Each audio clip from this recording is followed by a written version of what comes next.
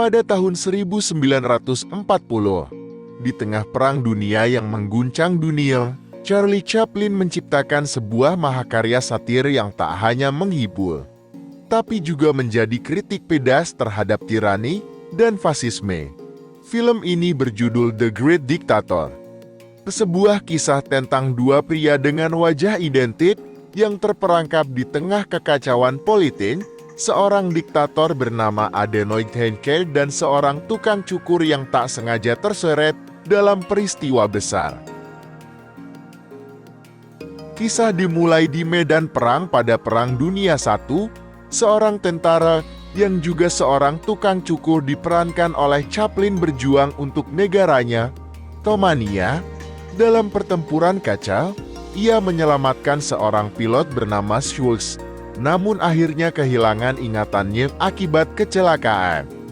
Bertahun-tahun berlalu, sang tukang cukur tinggal di rumah sakit dan tak menyadari bahwa negaranya telah berubah drastis. Saat ia akhirnya kembali ke distrik tempat tinggalnya, tukang cukur itu menemukan bahwa rezim baru yang dipimpin oleh Adenoid Heinkel kini menindas komunitasnya. Heinkel adalah parodi dari Adolf Hitler, seorang diktator ambisius yang terobsesi dengan kekuasaan, propaganda, dan memiliki rencana untuk menguasai dunia. Heinkel digambarkan sebagai sosok megalomania, lengkap dengan pidato berapi-api yang seringkali terdengar konyol. Salah satu adegan ikoniknya adalah ketika ia menari dengan bola dunia, seolah menggambarkan obsesinya untuk mengendalikan segalanya. Di sisi lain, tukang cukur adalah sosok sederhana yang hanya ingin hidup damai di tengah komunitasnya yang terus-menerus ditindas oleh pasukan Heinkel.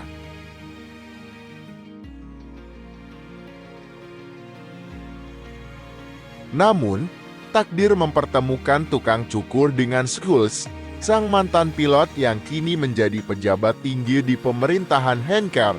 Schulz bersimpati kepada tukang cukur dan komunitasnya, tetapi hal ini membuatnya menjadi musuh negara.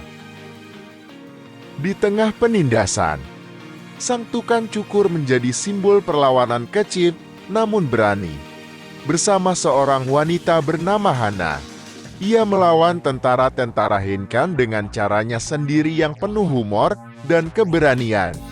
Namun, ketegangan memuncak ketika Heinkel memutuskan untuk memperluas wilayahnya dengan menyerang negara tetangga, yaitu Austerlitz.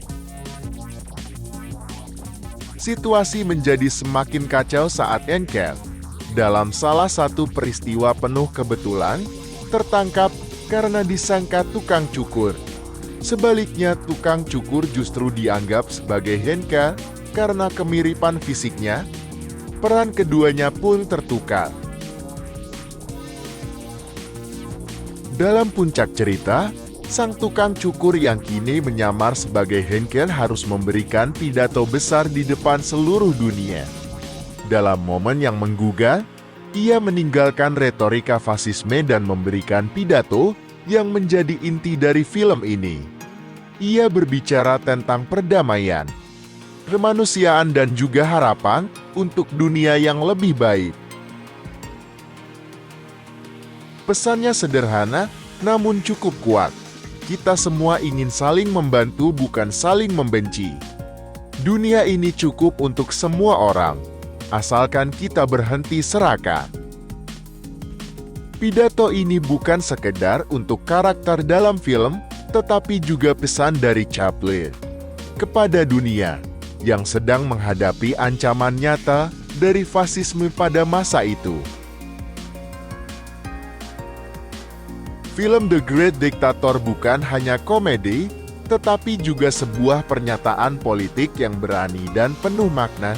Charlie Chaplin menggunakan kecerdasan dan keberaniannya untuk mengajak tirani dan menyoroti pentingnya kebebasan, kesetaraan, dan kemanusiaan.